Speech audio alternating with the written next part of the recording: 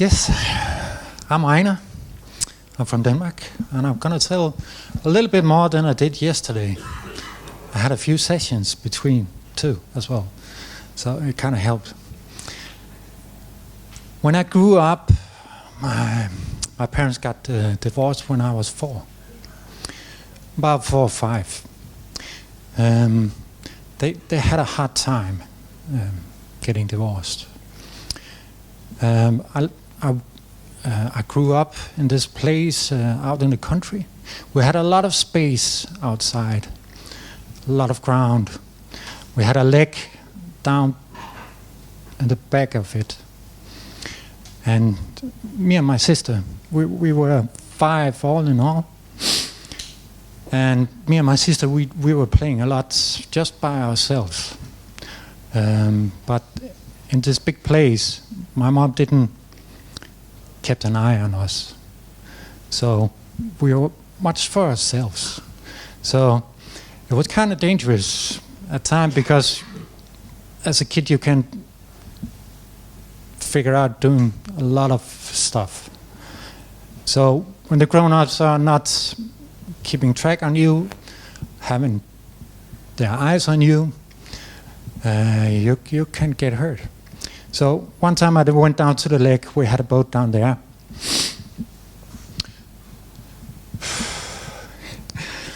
And I went out in the boat and wanted to fish a little bit. But I got outside the boat and I couldn't swim.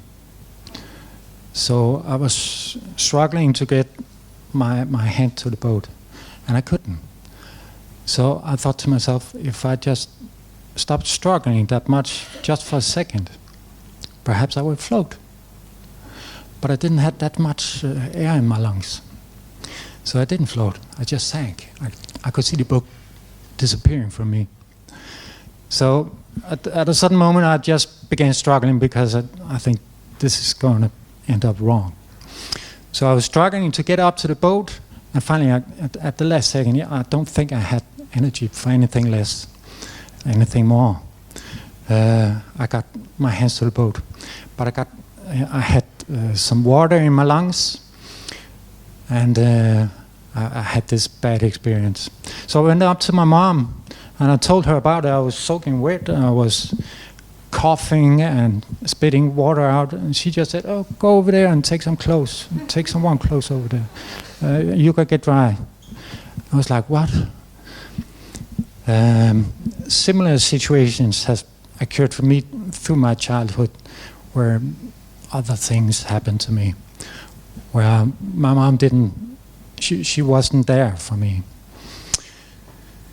Then I get older, I get to school, I got picked on, and that was a lot of trouble for me.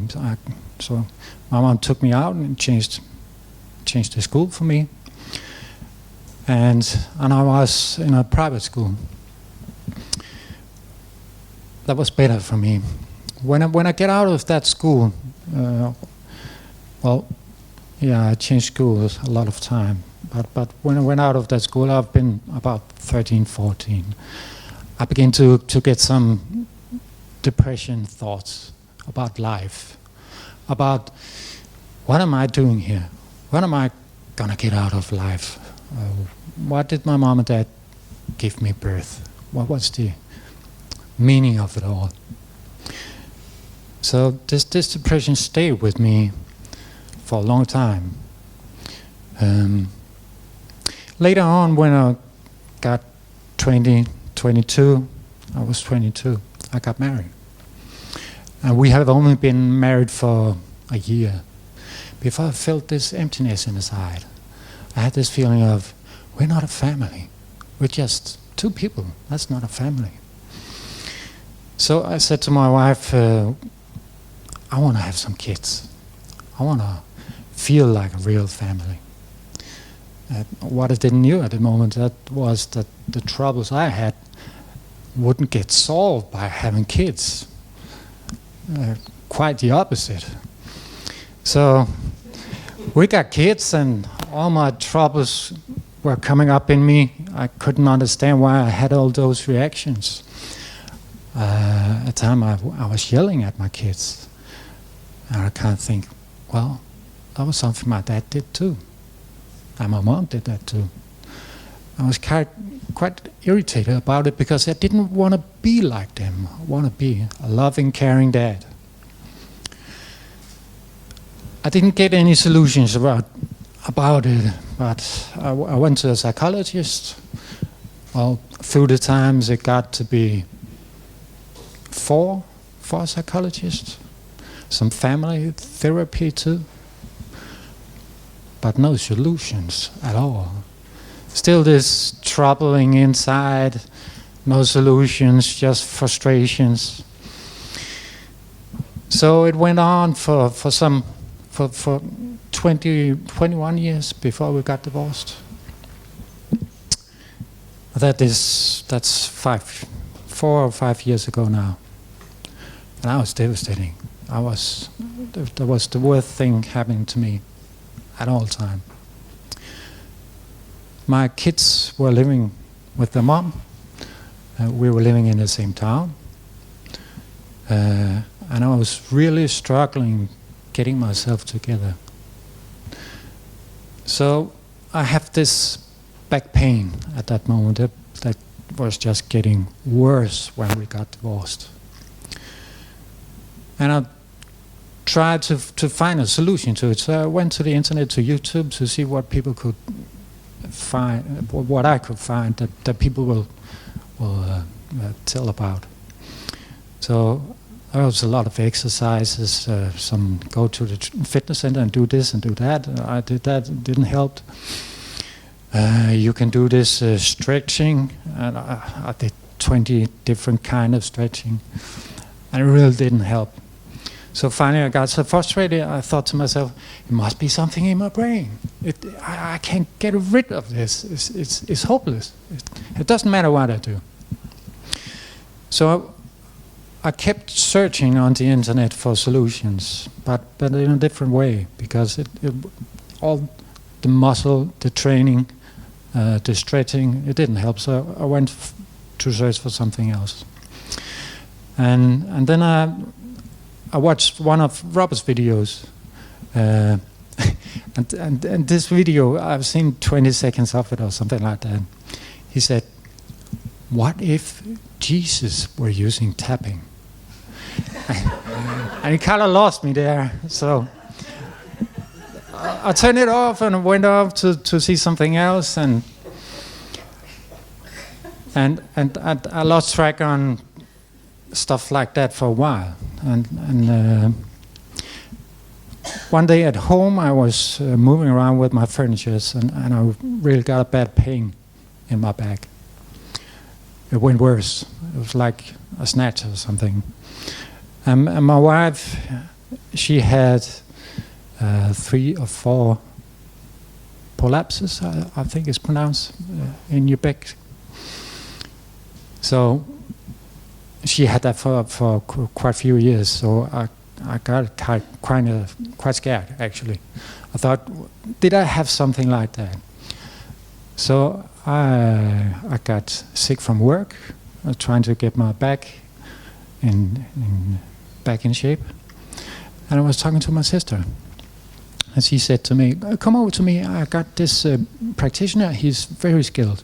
He's very, very, very skilled, and he can help you. I'm sure about that. So I went over to her and visited her, and I went up to this practitioner. It turns out he was an EFT practitioner. So I got a session with him, and I said, this is good, I need one more. And he made the pain disappear about with 50% or so. So when I went home, I began searching on the internet to see if there was a practitioner near me. But there wasn't. And in my search, I kept searching for videos for EFT. And then I saw Robert again. And this time it wasn't about Jesus. So I watched it through. And when I saw that video, I thought to myself, there must be something more. So I saw a video, I saw another video, I saw a bunch of videos. I began copying his way of doing this. Lots of details, lots of seeing how you tap on people. And I began to use it on myself. And of course, in the beginning, you're thinking, how many times do I need to tap? How much do I tap? What do I say? And I kind of came over that and began to figure out the process in it, and that it's mostly in myself in thought of having this focus on the problem, and begin tapping, so this back and forth. And I begin to have progress. And when I had that progress, I had a big breakthrough at a moment. I was like, shit, this is good. Man, this can move something for me. So I kept on and I tapped on myself like crazy. It was every emotion I could get my hands on, it was like, oh, could there be something there? And then I called my sister and said, I got something here. Okay, come over, she said. I went over to her to spend my weekend with her, and I told her about it. And I said, you should really do this. I can't do that, she said. I can't figure that out. Can you do it on me? I was like, I don't know. We could try. And I was a bit nervous when I started, so I began tapping on her. I could see she was just following me. Okay, this is not so bad. So I kept on, and afterwards she was just, this is amazing. We need to do some more. Okay, and we did some more, and I saw some more videos and trying to get hands on in the way of doing it. So we had a lot of sessions, and after a while she turned back to me and said, I have some friends. They would like to get some tapping too. Could you do that? I don't know. We could try. So I went on doing that, and I had some huge changes with people actually. And seeing those changes was just amazing. Those shifts was amazing. I wanted to be to get this this process. I wanted to get my hands to it and be better. So I looked into the site and to see how can I get a course? Can I do something? And I could see I needed some money. But in the meantime, when I tapped so much on myself, seen a lot of your videos, I took them with me on my work, so I would listen to them at work. This made a difference for me in my day-to-day life at work. So the one place I had a lousy pay. They fired me there. I was like, shit, what am I going to do now? I really like to get another job, but you would like to do that in your own pace. So I searched and I searched. I couldn't find anything I liked. So suddenly something came up, and I went there, and he just said to me, okay, can you start tomorrow? And I did that, and that was a better pay. After 4 months there, he said to me, we have this big bakery. We need someone to be there until they get their real mechanics. Okay. Can you do that? Yeah, sure, I can do that. So I went there. I was going around and helping fixing machines. And after a while, my colleagues there said to me, why don't you get this job? They're searching for someone. You could take it. I was like, it's better paid. And I began to look at my calculator, how much better paid? Oh, that was more than 100,000 more than I got paid already. It was at night, but still.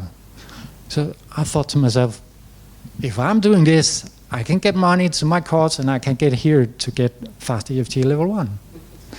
And when Robert, he said, he put them after each other, level 1 and level 2, I was just struggling to get my finances together because I needed both. I was determined about that. So this is my story about coming here and how I learned the FasterEFT to know. So thank you, Robert. It has been a pleasure.